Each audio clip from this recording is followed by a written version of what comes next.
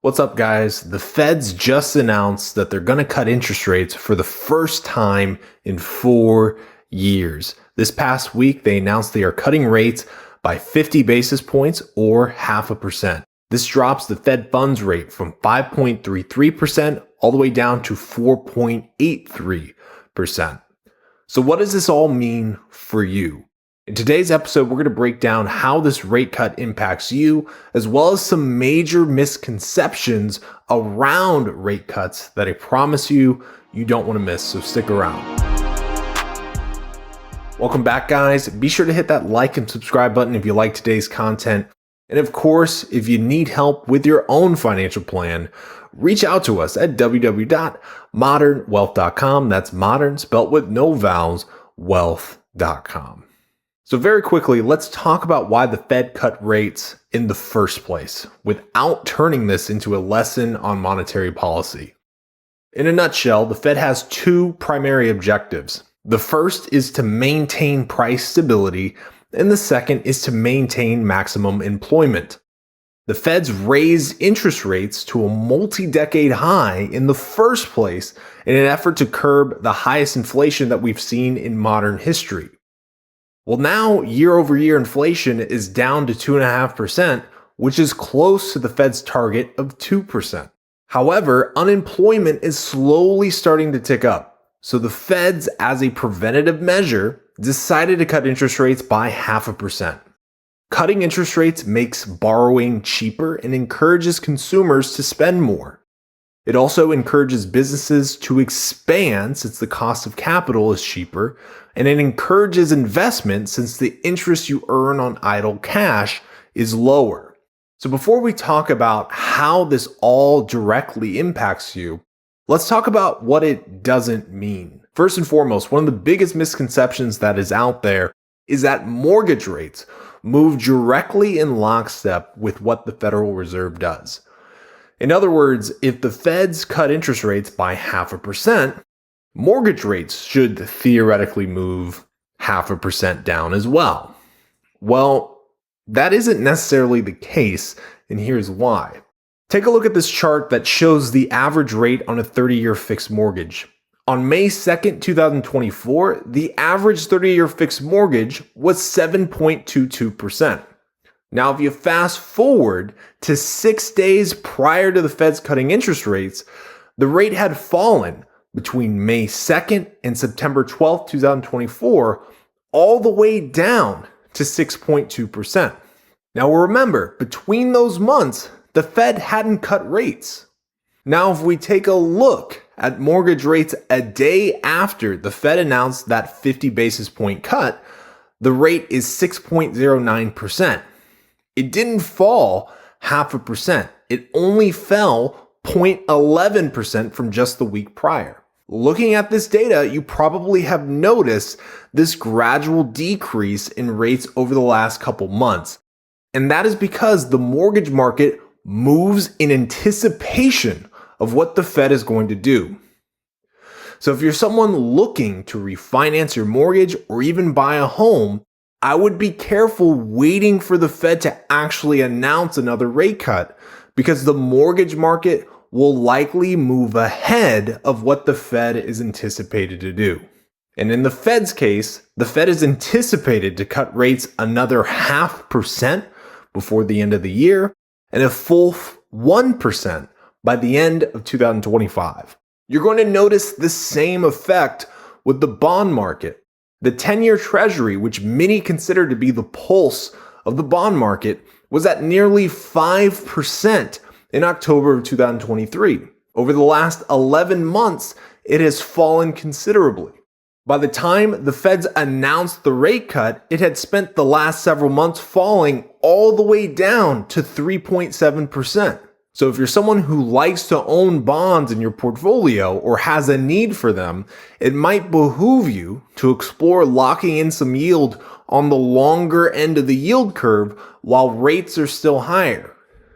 In reality, you probably should have done this last year, but a lot of folks are addicted to the short end of the yield curve, which is the yield you get on cash. So you're probably noticing a theme here. markets tend to price in rate cuts before they actually happen. However, it's important to understand that this dynamic doesn't necessarily apply to cash. So the interest you earn on cash in something like a high yield savings account or a money market fund has almost a direct one-to-one correlation with what the Fed does. So all those 5% interest rate savings accounts you're seeing out there, you're almost no doubt going to see them cut by about 0.5% here in the next couple days. So with all this being said, what should you do now that the Feds have cut rates by 0.5%?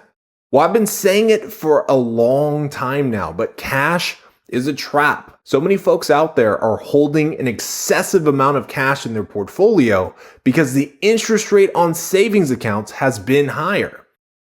The problem is the stock market has significantly outperformed cash not only over the last year, but throughout history. And over the long run, this is unlikely to change. So if you are someone with a lot of cash in a savings account, understand that the interest rate is likely to go down and that you should rethink how much cash you have in your portfolio. If you're wondering how much cash to keep in your portfolio, we did an entire video on this that we will link in the description of this one. Now, even if rates get cut by, let's say, 3% over the next couple years, a high yield savings account or money market fund should still be a core place to hold cash in your portfolio. Those vehicles are generally going to get you the best interest rate available, even if the Feds cut rates significantly lower. Now, going back to mortgages, this decline in interest rate is now sparking a discussion among a lot of new homeowners on whether they should refinance or not. If you purchased a home and have a mortgage rate in the 7% range or even high 6% area, you need to 100% be on refi watch. Now, whether it makes sense to do it or not is going to depend on a lot of different factors. So here's a couple general rules to follow if you're wondering if a refi makes sense for you. Number one, you need to make sure that you actually keep the property long term if you refinance. If you're going to refinance and then turn around and sell that property in a year or two, then refinancing is probably not going to make a ton of sense. Number two, you have to factor in the cost of the refi. Refinancing is not free and it's going to cost you money. So you need to factor in the additional costs associated with the refinance before pulling the trigger. Generally speaking, if you can save at least 1% on the mortgage rate, then this is when it could make sense to refinance. Anything higher than that and the cost of the refi might not make sense. Finally, if it does make sense for you to refi, the numbers make sense, the stars align, everything looks good, I would consider pulling the trigger on it. What I see happen a lot, and I guarantee is going to continue to happen, is a lot of people will be in a great position to refi, but then say, well, we'll hold off on refinancing until the Feds cut rates more. Remember, rates move in anticipation of future rate cuts. And if for some reason the Fed changes course and pauses cutting rates or even raises them again, you could be in a position where you miss the window of opportunity to refinance and get a better rate. Finally, when it comes to stocks, when the Feds cut rates and enter into a rate cutting cycle, more often than not, it's a great thing for the stock market. However, with this announcement of rate cuts, I've seen a lot of financial influencers come out and suggest that investing in the S&P 500 is a safe bet and you should load up on it and buy more, especially since the Fed is now cutting rates. While I couldn't agree more that investing in stocks really at any time over the long run usually pays off, you also have to understand the risks. Let me explain. So for example, in 2001, the Fed started to cut interest rates due to the dot-com bubble bursting. And despite rates being cut, the S&P 500 had poor performance for years. If you invested $10,000 in the S&P 500 in 2000, your $10,000 investment would be negative all the way until 2006. Ironically enough, the next major Fed cutting cycle began in 2007. But the Fed started cutting rates because they saw a risk of a major financial crisis unfolding. Sure enough, the 2008 financial crisis would come to fruition. By the end of this decade, that $10,000 investment in the S&P 500 index fund that you put that money into would have been worth $10,361. That's a profit of $361 over a decade. That's an annualized return of 0.32%. That's a lot lower than the easy 10% returns a lot of folks have been used to over the last, let's say, decade. Now, I say all this not to discourage someone from investing in the S&P 500, but to stress the point that just because interest rates are going down, it's not a guarantee the S&P 500 will do better. In addition to this, there's a possibility that if this type of environment were to happen again, other asset classes would actually do better. So for example, during this 10-year span where the S&P 500 did virtually nothing, small cap stocks did on average 6.29% per year, resulting in that $10,000 investment being worth nearly double by the end of the decade.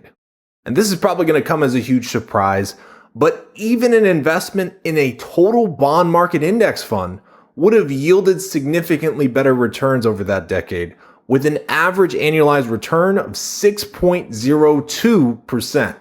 So the main takeaway here is yes, rates going down could be good for stocks, but that doesn't necessarily mean you should forget about diversification or assume that it's impossible for the S&P 500 to lag in performance relative to other asset classes.